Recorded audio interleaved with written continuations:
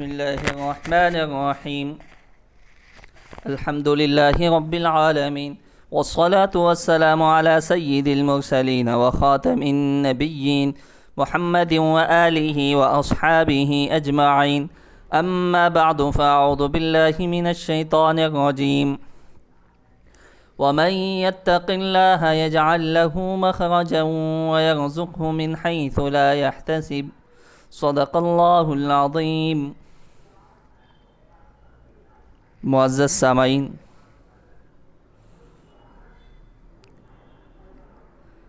تقوی و طہارت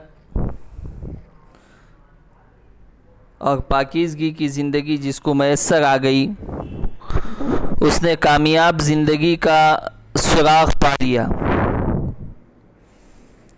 اللہ کی طرف سے متقیوں کے لیے تیار کردہ ہر طرح کی دنیاوی اور اخروی نعمتوں کا وہ مستحق بن گیا. دنیا میں بھی وہ مالا مال ہے اور آخرت میں بھی اس کو انعامات سے سرفراز کیا جائے گا. لیکن اب سوال یہ ہے، متقی اور پرہیزگار کون ہے؟ معزز سامعین، یہ ہم تمام کے لیے لمحہ فکریہ ہے. ہم تمام اپنی زندگیوں میں دیکھیں اور اسی طرح اپنے تقوی و طہارت کا جائزہ لیں کہ ہمارے اندر تقوی و طہارت ہے، کہ ہمارے اندر پاکیزگی ہے. اب ہم آپ کو بتائیں گے کون ہے متقی. کیا وہ جو نمازیں تو بہت پڑھے لیکن معاملات میں صاف نہ ہو، یا وہ جو بظاہر تو پابند شرع ہو مگر اپنی زبان و ہاتھ کے غلط استعمال سے نہ بچتا ہو؟ پرہیزگار و متقی وہ ہے کہ جس کے ہاتھ میں تسبیح تو ہر وقت رہتی ہو لیکن رشتہ داروں اور پڑوسیوں کی حق تلفی سے بچتا نہ ہو؟ یا کون ہے جو نماز روزے کا تو پابند ہو، زکوٰۃ بھی دیتا ہو، کئی حج بھی کر چکا ہو، لیکن ناحق مخلوق خدا کو ایذا یعنی تکلیف پہنچانے سے نہ بچتا ہو؟ معزز سامعین، آج آپ غور کر لیں، پوری دنیا میں، پورے معاشرے میں نمازی تو آپ کو بہت ملیں گے، ظاہری شریعت کی پابندی کرنے والے بہت ملیں گے، روزہ اور نماز کی پابندی اور حج کرنے والے کئی حج کرنے والے بہت ملیں گے، تسبیحات پڑھنے والے بہت ملیں گے، لیکن معاملات میں صفائی کے ساتھ معاملہ کرنے والا خال ملے گا، کبھی ملے گا ہی نہیں. اللہ ہماری حفاظت فرمائے. تقوی ہے، شریعت کی پابندی ہے، لیکن زبان اور ہاتھ جیسے دل چاہتا ہے ویسے استعمال کر لیتا ہے. زبان سے جو چاہا بک دیا، گالی گلوچ کر دی، غیبت کر دی، چغلی کر دی، ادھر کا ادھر لگا دیا، تو یہ تقوی کے خلاف عمل ہے. اور اسی طرح تسبیح تو ہر وقت پڑھتے رہتا ہے لیکن رشتہ داروں کی، بیوی بچوں کی، اور اسی طرح شوہر کی، بھائیوں کی اور دوسرے لوگوں کی حق تلفی کرتے رہتا ہے، پڑوسیوں کو ستاتے رہتا ہے. یہ متقی نہیں ہو سکتا. اور اسی طرح نماز پڑھتا ہے، زکوٰۃ دیتا ہے، روزے رکھتا ہے، کئی حج بھی کر چکا ہے، لیکن لوگوں کو ستاتا ہے، اللہ کی مخلوق کو ستاتا ہے، تو یہ متقی کیسے ہو سکتا ہے؟ معزز سامعین، اکثر شریعت سے ناواقف حضرات ان لوگوں کو ان کی ظاہری دینداری کو دیکھ کر تقوی و طہارت کی سند دے دیتے ہیں، لیکن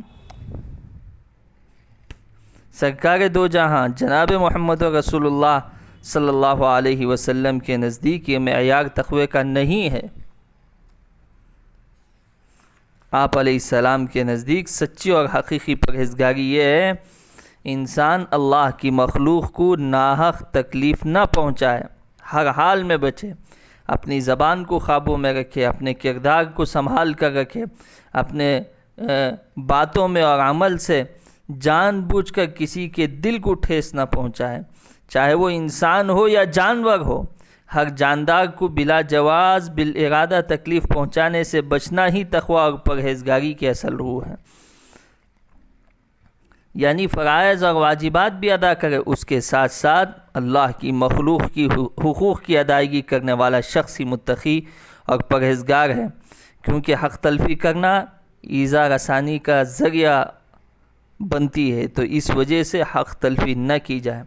معزز سامعین، اب ہم اپنی زندگیوں کا جائزہ لیں.